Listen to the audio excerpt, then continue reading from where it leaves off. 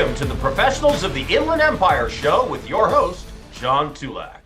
Hello again, everyone, and welcome to another edition of Professionals in the Inland Empire, which we affectionately called PI. But we've been, after resuming episodes after the summer break, interspersing our interviews of professionals living and working in the Inland Empire with a little bit broader focus, even though our guests could be in the Inland Empire, but we're calling these segments Professionals in Enterprise. And the purpose of Professionals in Enterprise is also to inform our business people about things that we think are important to them, insofar as they relate to the policies and the politics that are involved in making or implementing or sometimes rejecting policies and how those things impact on business.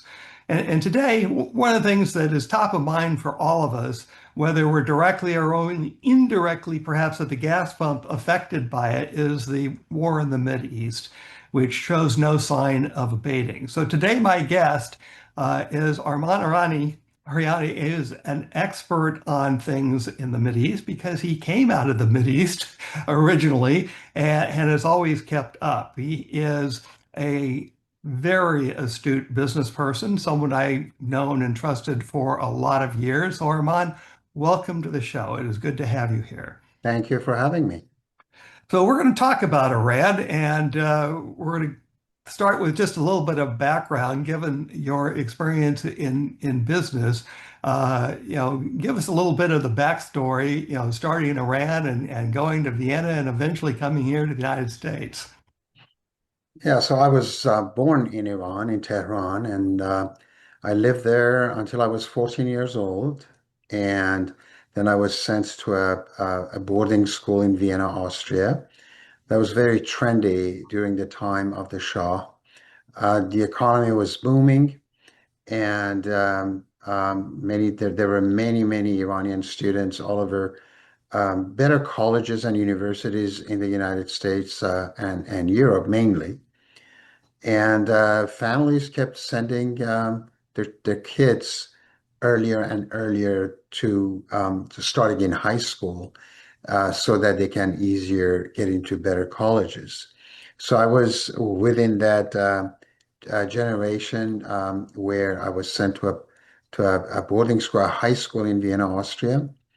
And then in 1979, there was a revolution. So most of us never went back. And ultimately, your family left Iran as well, correct? Right, correct.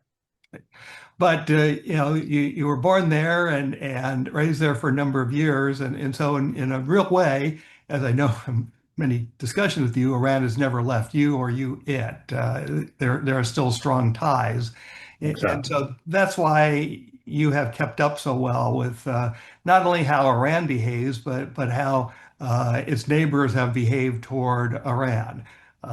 So talk a little bit about the regime. You had a very successful long run by the Shah, who literally just kind of ran out of gas, and how to deal with some of the issues in the country. And rather than stay and kind of duke it out, he fled, and it created this vacuum that was just immediately filled by Khomeini and his minions. So the regime started off in 1979 as an Islamic movement, Islamic revolution, and that is something that Iran in general has been struggling with since the Islamic conquest some 1300 years ago. So the Iranians were originally Zoroastrians, and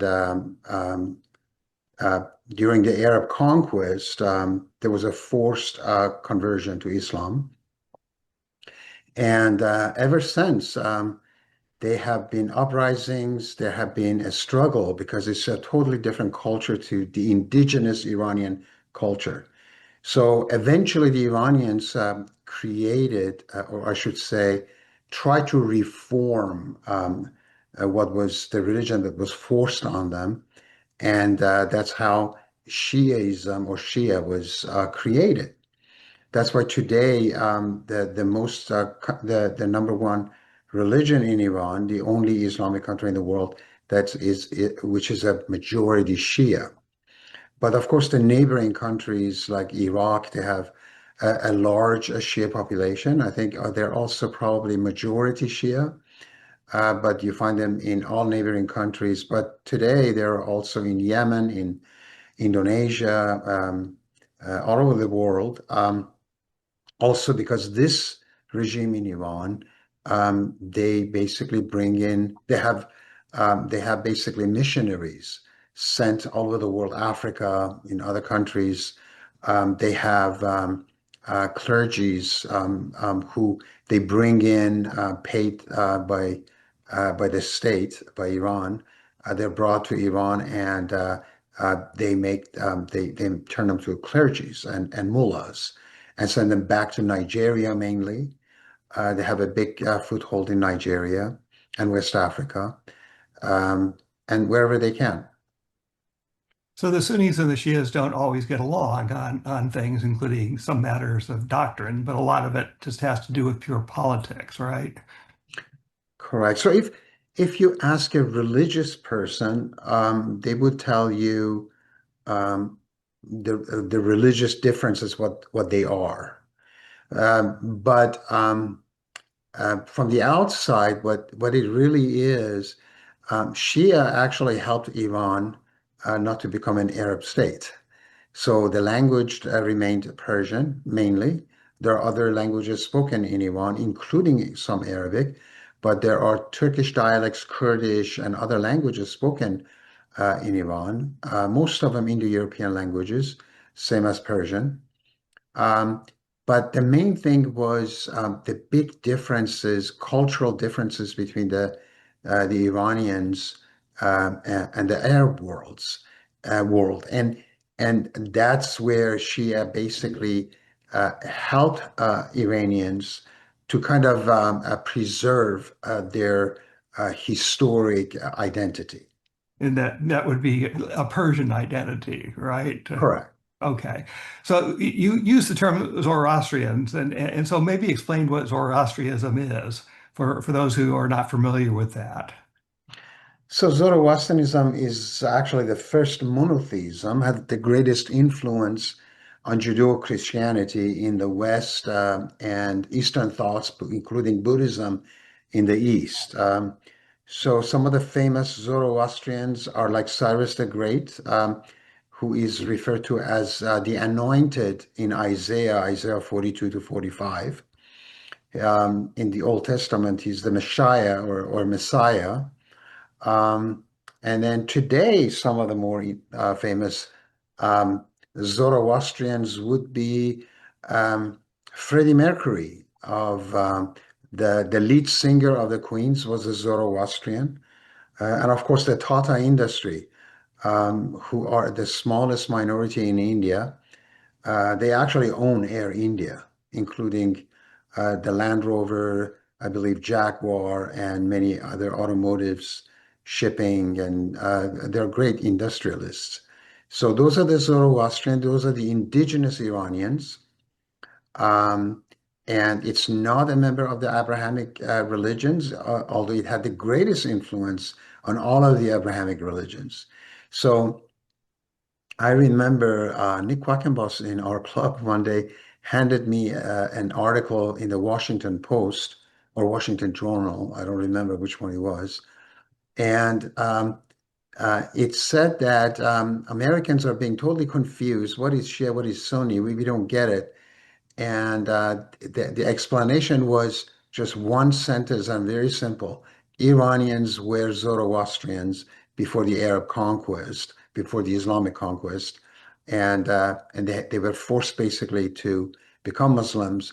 But the struggle within that Islamic world, it took them like 400 years to get their independence and create a new form of reformed Islam called Shia.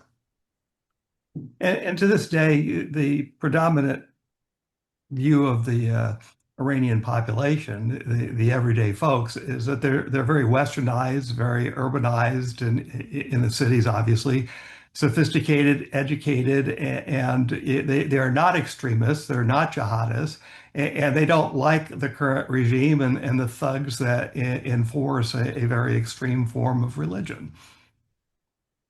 Exactly. So that has been a huge struggle also for the Iranian regime, because the regime and the population don't match at all. Um, so that has been, of course, the people have been suffering. They've been on, they have had sanctions, severe sanctions for 47 years.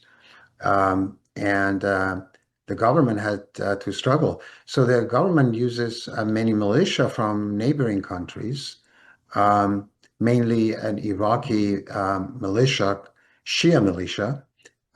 So during the last uprising in January, where over 45,000 people were killed on the streets during that uprising, the regime had to import militia from Iraq because the Iranian IRGC, they would not necessarily kill the people because they would see their neighbor, their brother, their family members within the demonstrations. So to bring foreigners in, many of them don't even speak Persian, only Arabic. They would also bring in militia from Afghanistan, mainly called the Fatimiyun, which is a Shia group located in Afghanistan. So that's how the regime has tried to stay afloat.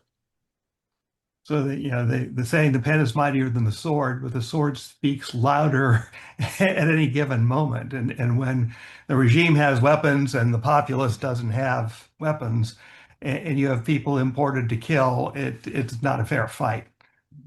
So regime change based on an uprising doesn't strike me as ever having been a realistic option under those Right. circumstances.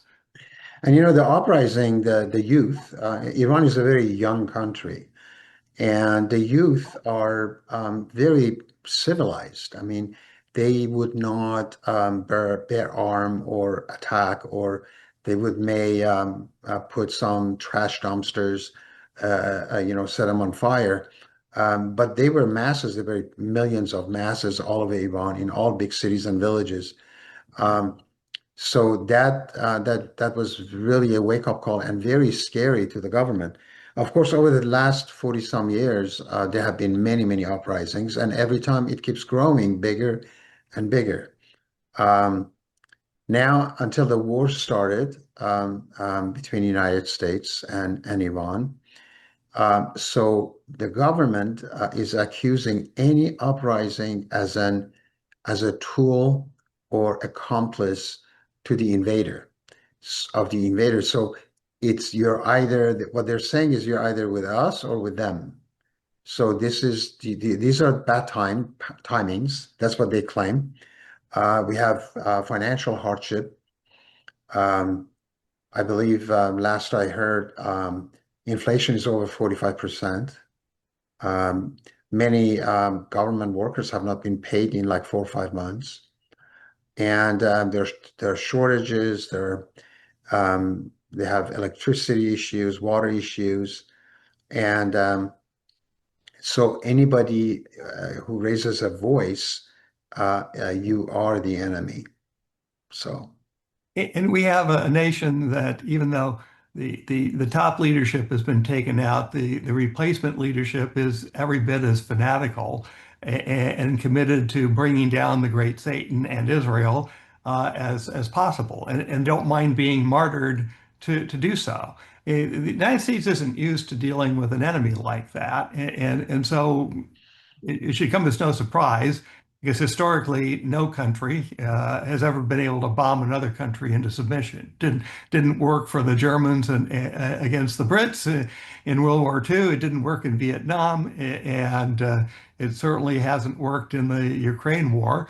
Although the drone warfare is certainly changing our entire approach to warfare, especially in the air. So what do we do, Arman? What gets this regime's attention that would result in a likely uh, end of hostilities that could hold? Well, I don't think there's a silver bullet that anybody can just say, point out, this is the solution. Unfortunately, the situation is very complex, um, but there are certain things we know for a fact, for sure, is that a no deal with this regime is a good deal. It's period. I mean, um, when President Trump said that the other deal that Obama had with this regime was bad, he can do a better deal. Um, we don't know how this could be possible with this regime. So, from its start in 1979, so the regime has is a basically it's a doctrine, right?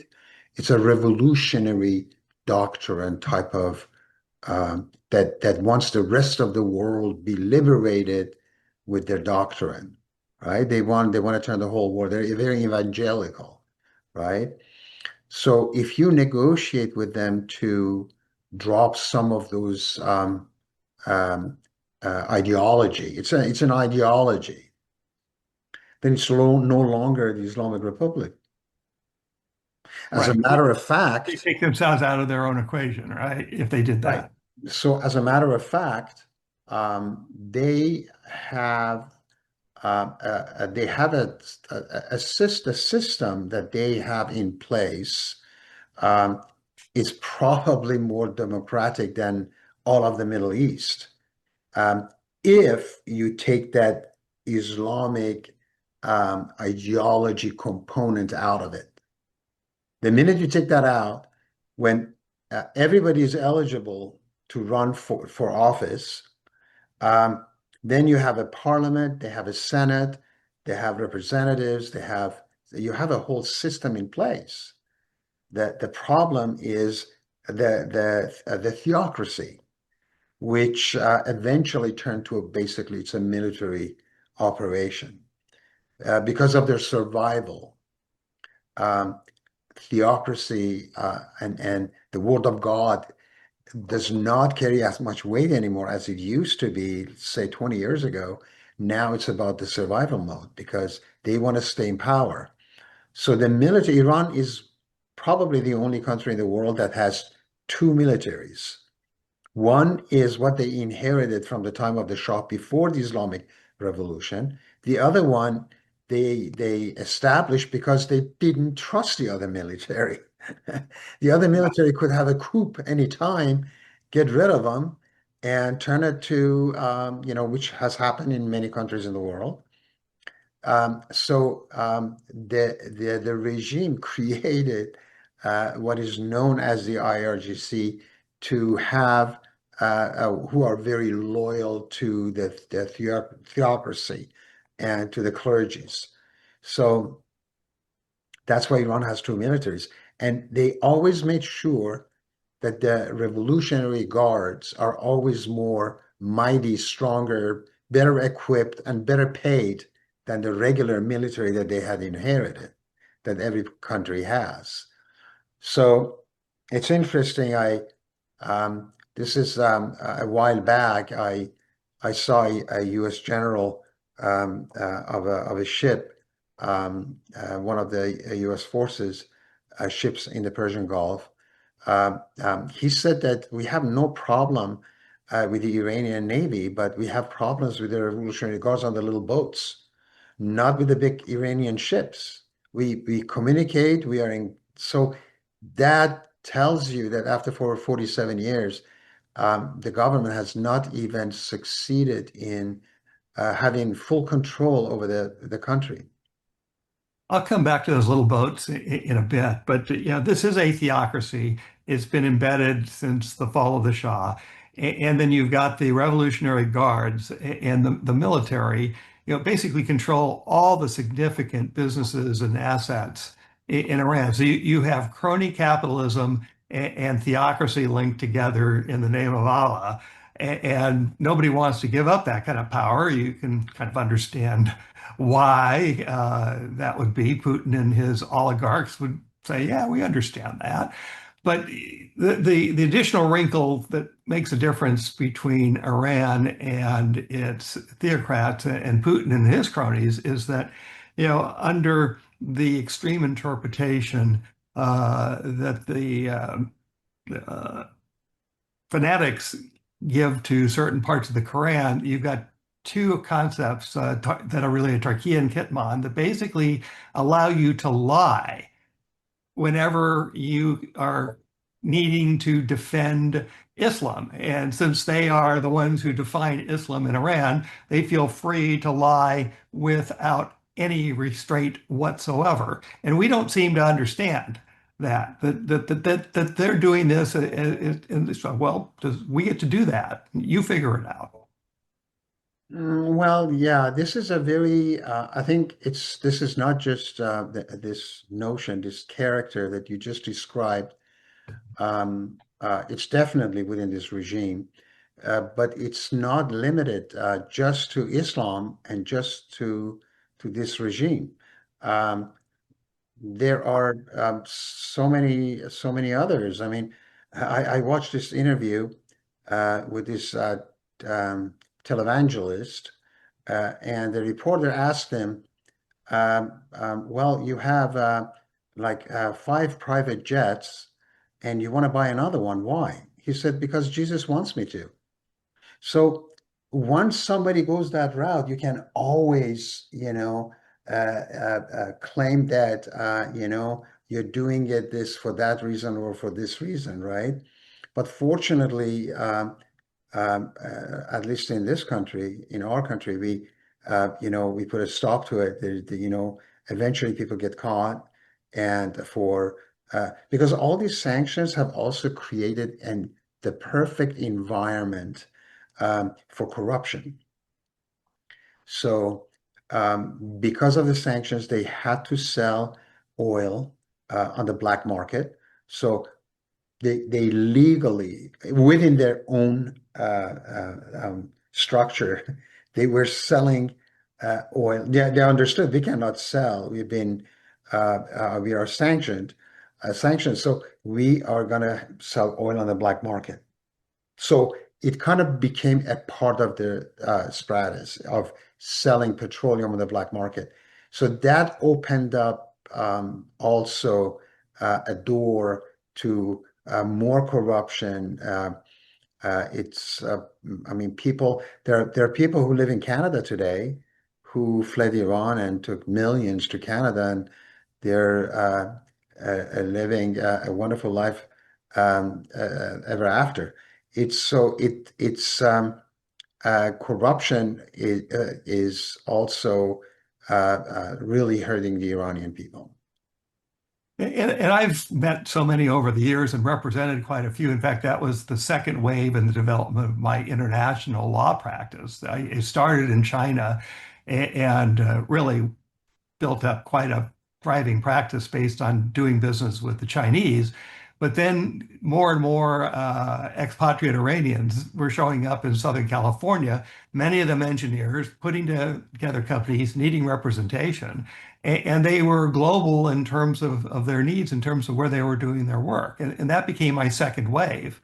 And that lasted quite a while until, their kids went through high school, college, law school, became lawyers, and of course, family ties are going to ultimately prevail in that culture. And so over time, that became a lesser part of my practice overall. But I've got nothing but great memories about working with all those folks, and you could trust them. You didn't have to worry about the fact that if their lips are moving, they're lying. And that's what strikes me with the Iranian regime is that you cannot trust a single thing they say. You can't rely on a single thing that you say. So, Arman, how do you negotiate with a regime like that? And then whatever gets negotiated, what do you do with the result? Because it doesn't seem like anything will stick. Exactly. You reminded me the first time as an adult I went back to Iran. I was 51 years old. So I left when I was 14, and first time back, I was 51. And only because of one article I read in the New York Times. The title of the article was "Finally, I Found an American-Friendly Country, Iran." So what the article said, the guy says, so I went to Tehran. I started interviewing people. I was taken in because they asked me if I had a permit. You have, as a foreign journalist, you need to apply for a permit to. Do you have one? He said, no, I don't. He said, they let me go. They apologized, not me. I didn't apologize. They did and let me go. So he said about all the great experiences he had in Iran. And uh, in the beginning of the article, it says, great experience except one bad incident. So he covers all the cities he went to and people he interviewed.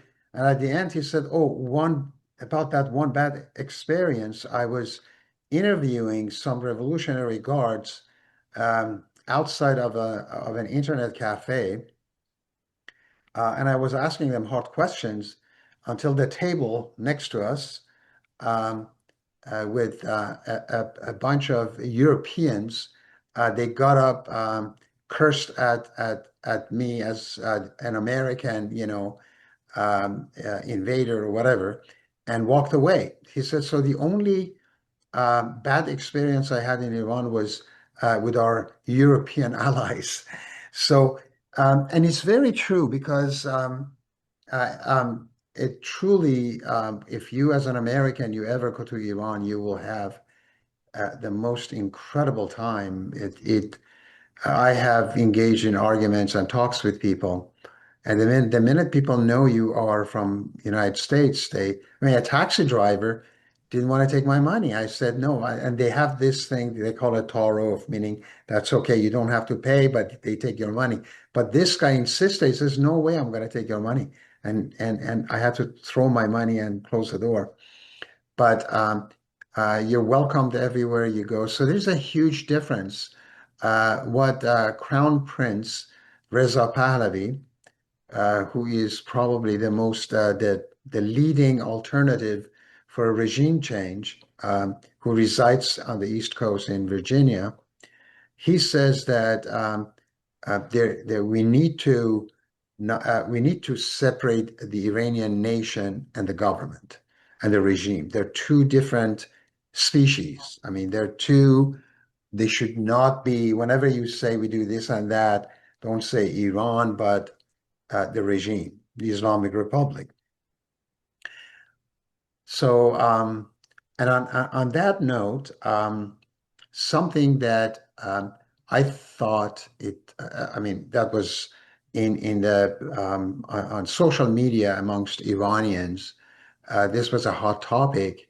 How the President Trump kept saying that some rhetoric like we are gonna get rid of your civilization. We're gonna take you to the Stone Age. We're gonna bomb your infrastructure. We're gonna turn off your light and water, and that was all not good. That did not um, um, that did not resonate with the Iranian people who were actually praising him, who were changing the name of the streets to Trump Street. There were clips all over social media where they're taking the street names down and putting Trump up.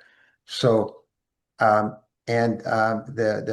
U.S. war definitely had a great majority of support by the Iranian people. But then the regime could say, "Here you go. This is the enemy who is bombing us, who is killing." Of course, they're really pushing that the schoolgirl that was right in the beginning of the war that was bombed, and I believe 168 students, little girls, elementary school, were killed. So that was an error. That was an old intel that was handed to the Navy or military. Um, But also, my understanding is that before that school was turned to a school, it used to be a Revolutionary Guard station. So why would you Heard the turn same that to thing. a girls' school? So, but anyhow, they like that fee. They use that against the people, and because their popularity uh, is probably below 20%, which is still a huge number. You're still talking about a few million, but in a country of 90 million. Um, so that's the situation right now. So if you can't negotiate with the regime and you don't want to hurt the Iranian people, but you're trying to help because you want regime change, and you don't want putting your big warships in a narrow strait dealing with small fast boats. That's the worst kind of asymmetrical warfare, to use expensive weaponry to get rid of little stuff, which we've been doing off and on. It seems to me that the best thing we could do right now is just stop. Just shut up, stop, not make a threat, not make an action, perhaps retaliate in a strategic way if something continues to happen. But it's like, just say, we're done with this for now. I mean, war isn't over in 6 weeks. The World War II lasted 4 years from the time we entered the war. The Vietnam War went on endlessly when it could have been won earlier had it been done differently, or it could have never happened at all had been done the proper way from the outset. And Eisenhower figured out the Korean conflict pretty fast after taking office, how to bring about a ceasefire. Maybe the best thing to do when you can't otherwise do anything effectively is to do nothing for a while. Um, sure, but many of us Iranians are this is the first war in our life that we support or we have supported for at least a hope, right? So I have I've always been a critic of single subject voters, single issue voters, um, and now I think I've become one myself. Um, so I have almost a conflict within myself, that dual personality, uh, because as an American, I could say this is not our war. It's very costly. Um, we are fighting somebody else's war. It has nothing to do with us. Why are we there? Haven't we learned in Iraq, in Afghanistan, and everywhere else that has, as you mentioned, taken so many years and our resources? Right now, we are short of certain defensive warfare, some of it until 2030. So for the next 4 years, we have a shortage. God forbid something happens with China, Russia, or a bigger adversary. We have shortages, and it's a very costly war too. They're asking for another 68 billion, then another, constantly asking Congress for more money. Um, when we started off with this war, we were shooting down 25, $30,000 drones with $1 million missiles, or using F-35s. So and the regime knew exactly what they're doing. Amongst themselves, they were saying openly too on TV that they're going to run us bankrupt. And that the longer the war takes, the better for them. So that's the American me. Now, as an Iranian American, um, now this is that single subject voter that I was talking about. Is no cost is too high to liberate this nation, the Iranians. Um, so tens of thousands of people didn't die for a better nuclear deal. Um, They want liberty. They want to join the rest of the world. They want to they have families, and no cost is too high for that liberty. So that's the conflict that I'm talking about. And from a global perspective, obviously, keeping Iran from acquiring nuclear capability, nuclear weapons capability, to make the distinction clear, is something that the world, even if it sits on its hands, wants the United States and Israel to achieve. And no group of nations more so than the Arab world in the Mideast. So we have that backdrop as well. It, it's it's not easy to be the world's policeman, and we have tried to retreat from that, and we have made some serious mistakes in trying to fulfill that role. We've also accomplished some really significant things, and we can be proud of those. And we should be learning from the mistakes that we made as well. So, given that this is a business-oriented show, I want to wrap this up with a couple of observations about the policies and politics aspect of this and impacts on U.S. businesses. We are seeing higher costs for obviously things like gasoline. We may, if we are exporting to countries in the Mideast, we may see that our customers aren't able to take in our goods, so that's hurting our bottom line in terms of gross sales. If we're getting things out of the Mideast like fertilizer, it's hurting our American farmers. So there are far more negative impacts than positive impacts for most of our business people. But we also have some folks who can benefit. One is anybody directly or indirectly serving the defense needs. We have to replace the things that you've alluded to, the expensive weapons, and we certainly need to be building a whole lot more of the cheaper weapons and be using those. From that, we can certainly learn from how Ukraine has adapted and fought the old World War II Soviet-style tactics to a standstill. We need to be making thousands of cheap drones, just like we made thousands of planes in World War II. And so anybody who can gear up for supporting that defense rearmament effort ought to be looking into that. We also have to learn from the change in tactics and adopt. I mean, we use PT boats, which were made out of board, literally plywood, with a machine gun and a couple of torpedo tubes mounted on them, but they were really fast and they were highly maneuverable. And so they were able to usually get away from the Japanese destroyers. But they had to count on the machine guns taking down a Japanese airplane that had them in their sights. We can learn those lessons and we can adapt our economy accordingly. Yeah, what do you think of that, Arman? Sure, of course. I think, um, I mean, America has always done well. We have had, recessions. We have had the 2008. We always come ahead because, it's the innovation. I mean, no other place on earth you find what happens here, what we do here.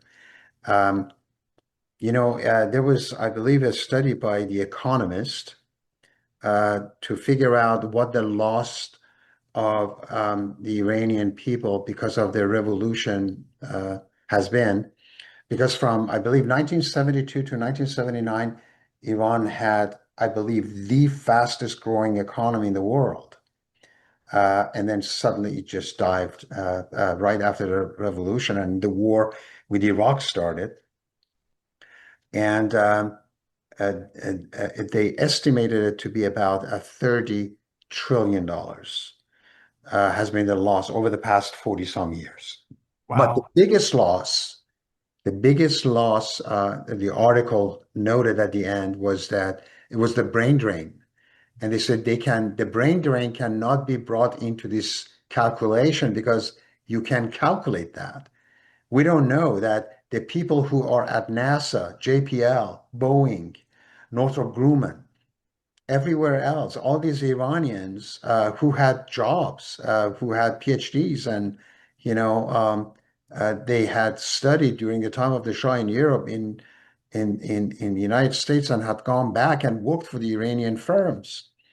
So the Iranian automotives in 1979 were exactly at the same level with South Korea.